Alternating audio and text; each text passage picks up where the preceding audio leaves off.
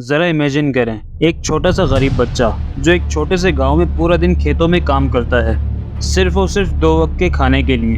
अब इमेजिन करें इस बच्चे ने आगे जाके 1 लाख करोड़ की कार कंपनी बना दी। ये कहानी है होंडाई के फाउंडर चुंग चू यंग की।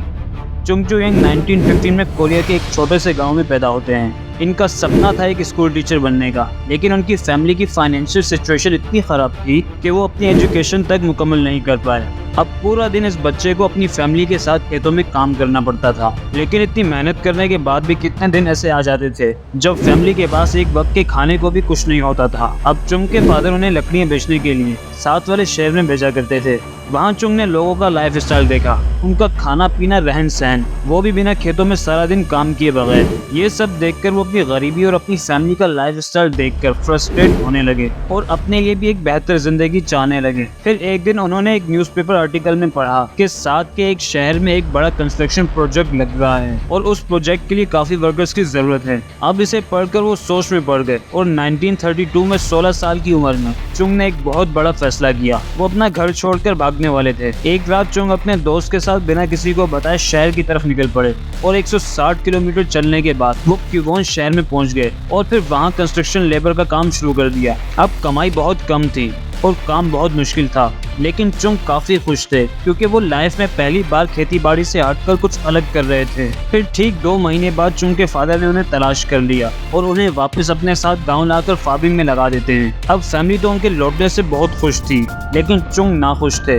इस 2 महीने के काम ने चुंग के अंदर सिविल इंजीनियरिंग और कंस्ट्रक्शन का पैशन जगा दिया था। अब वो जान चुके थे कि खेतों में दिन रात काम करके भी वो गरीबी से बाहर नहीं निकल पाएंगे और इसीलिए वो मजीद 2 बार और भागने की कोशिश करते हैं, जिसमें वो नाकाम हो जाते हैं। फिर फाइनली 1934 में 18 साल की उम्र में वो अपना 4th एस्केप अटेम्प्ट करते हैं और इस बार इन्हें कोई नहीं रोकता। वो सोल पहुंचते हैं जो आज साउथ कोरिया का कैपिटल है। अब वहाँ उन्हें जो भी काम मिलता है ये उसे करते हैं। सबसे पहले कंस्ट्रक्शन लेबर, फिर फैक्ट्री लेबर और फिर फाइनली उन्हें बॉक्यूम राइस स्टोर में एक डिलीवरी बॉय की जॉब मिली। अब कस्टमर्स और शॉप ओनर इनके काम से इतना खुश थे कि इन्हें 6 महीने के अंदर अंदर डिलीवरी बॉय से स्टोर मैनेजर बना देते हैं। इसके बाद चुंग ने काफी मेहनत की और अपने बलबूते ही शॉप को ग्रो किया। 1937 में स्टोर के ऑनर शदीद बीमार पड़ गए और उन्होंने एक फैसला किया। चुंग की मेहनत को देखते हुए उन्होंने स्टोर को चुंग के हवाले कर दिया।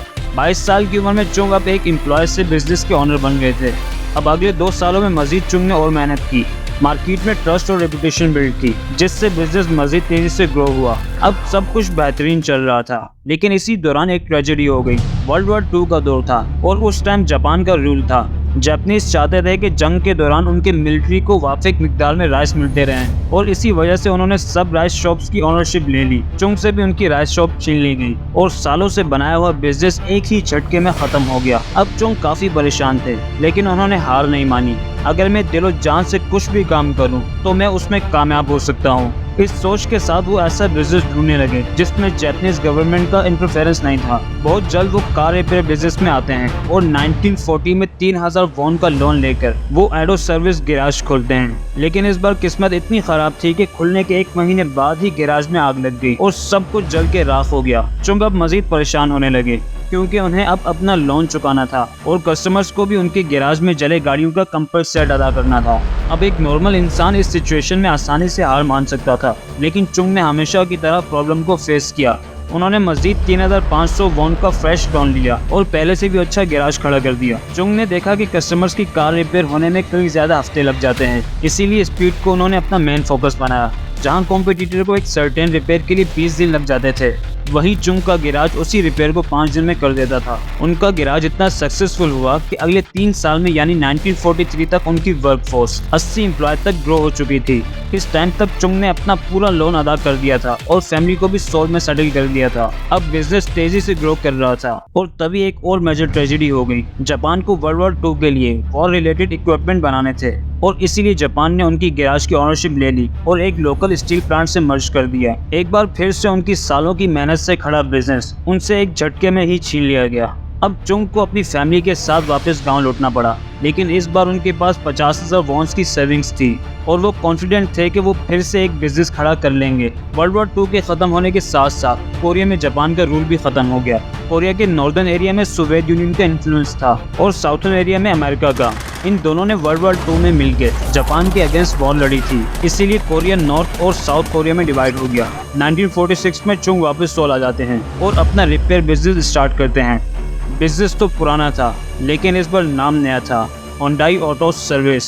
होंडाई मतलब मॉडर्न। कार रिपेयर का बिजनेस ठीक ठाक चल रहा था कि तभी चुंग ने नोटिस किया कि अमेरिका अपनी मिलिट्री फोर्सेस के लिए बिल्डिंग बना रहा है। उन्होंने कंस्ट्रक्शन बिजनेस में एक बड़ी अपॉर्चुनिटी को स्पॉट किया। उनके पास कंस्ट्रक्शन का ज़्यादा एक्सपीरियंस नहीं था, लेकिन उनके अंदर कंस्ट्रक्शन का वो पैशन अभी भी जिंदा था जो उन्हें उनके यंग डेज में एक लेबर की तरह काम करके मिला था। और इसीलिए उन्होंने 1947 में 31 साल की उम्र में होंडाई सिविल वर्क कंपनी को एस्टेब्लिश किया और कंस्ट्रक्शन बिजनेस में एंट्री ली। अब शुरुआत में उन्हें काफ़ी छोटे छोटे काम मिले, लेकिन 1950 आते आते उनकी कंपनी को मेजर कंस्ट्रक्शन प्रोजेक्ट्स मिल रहे थे और अब यही उनका मेजर बिजनेस बन चुका था। सब कुछ बेहतरीन चल रहा था, लेकिन अचानक कहानी में एक और ट्विस्ट आता है। जून 1950 में नॉर्थ कोरिया साउथ कोरिया पे हमला कर देता है। नॉर्थ कोरियन ट्रूप्स सोल के काफ़ी करीब आ चुकी थी, जिसकी वजह से चुंग को अपना पूरा काम छोड़कर अपनी सेविंग्स के साथ पुसान शहर भागना पड़ा। लेकिन इतने बड़े क्राइसिस के बाद भी चुंग हाथ पे हाथ रखकर नहीं बैठे।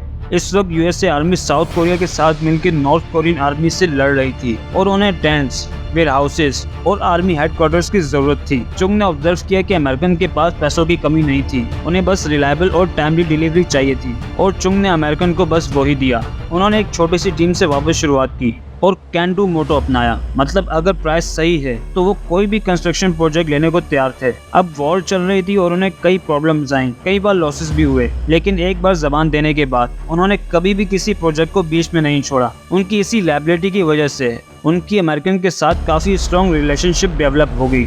1952 में वॉर तो ख़त्म हो गई, लेकिन चुंग को फिर भी अमेरिकन से कॉन्ट्रैक्ट मिलते रहे और बाद में साउथ कोरियन गवर्नमेंट ने भी कंट्री को रिबिल्ड करने के लिए ब्रिजेस, डैम्स और रोड को तेजी से बिल्ड करना शुरू कर दिया। इन सब में होंडाई ने मेजर रोल प्ले किया और बिजनेस में एक्सपोनेंशियल ग्रोथ की। 1960s में चुंग अपने अर्ली 50s में पहुंच चुके थे और एक सक्सेसफुल कंस्ट्रक्शन कंपनी के मालिक थे, लेकिन वो इससे सेटिस्फाइड नहीं थे। चुंग हजारों किलोमीटर्स के रोड बना चुके थे और अब बारी थी उन रोड पर चलने वाली कार्स की। अब 1967 में चुंग ने एस्टैब्लिश की होंडाई मोटर कंपनी और 1968 में फोर्ड के साथ एक डील की, जिसमें वो फोर्ड की कोर्टिना कार्स को असेंबल करने वाले थे। 2 साल तक ये जॉइंट वेंचर सक्सेसफुली चला, जिसके बाद वो दोनों कंपनी के बीच में कॉन्फ्लिक्ट्स डेवलप होने लगी। फोर्ड नहीं चाहता था कि होंडाई अपनी खुद की कार बनाए, इसीलिए 1973 में चुंग ने ये पार्टनरशिप खत्म कर दी और इमीडिएटली नए पार्टनर्स ढूंढने लगे। उन्होंने मैन्युफैक्चरिंग की टेक्नोलॉजी के लिए जनरल मोटर्स और फॉक्सवैगन जैसी कंपनी से डील करने की कोशिश की, लेकिन सब ने मना कर दिया। फाइनली उसी साल उन्होंने जापान की मित्सुबिशी मोटर्स से एग्रीमेंट किया। मित्सुबिशी होंडाई को कार बनाने की टेक्नोलॉजी देने के लिए तैयार हो गया। सबसे बेस्ट पार्ट इसमें यह था कि इसमें होंडाई अपनी ब्रांडिंग और अपने दिए गए नाम के साथ कार बेच सकता था। उसी दौरान साउथ कोरियन गवर्नमेंट ने ऑटोमोबाइल कंपनीज के लिए एक लेटर निकाला कि उन्हें एक सिटीजन कार बनानी है, एक ऐसी कार जो अफोर्डेबल और रिलायबल हो और उसमें साउथ कोरिया के बने पार्ट्स ही यूज हों। 1976 में चुंग ने एक नया प्लांट सेटअप किया और होंडाई ने बनाई साउथ कोरिया की फर्स्ट एवर मास प्रोड्यूस कार होंडाई पोनी। अपनी अफोर्डेबिलिटी की वजह से ये कार साउथ कोरिया में इतनी सक्सेसफुल हुई कि देखते ही देखते होंडाई ने 60% मार्केट शेयर कैप्चर कर लिया और वहाँ की सबसे बड़ी कार कंपनी बन गई। और आज इस कंपनी की नेटवर्थ $19.02 बिलियन है और होंडाई आज वर्ल्ड की 3rd बिगेस्ट कार कंपनी है, जिसकी शुरुआत एक छोटे से गांव के ऐसे लड़के ने की जिसके पास फूड, एजुकेशन, हेल्थ केयर जैसी बेसिक फैसिलिटीज तक नहीं थी, लेकिन उसके पास था इमेंस पैशन, एक विजन और सबसे important a desire for better. अगर आपको हमारी वीडियोस पसंद आ रही हैं तो इस वीडियो को लाइक और चैनल को सब्सक्राइब करें।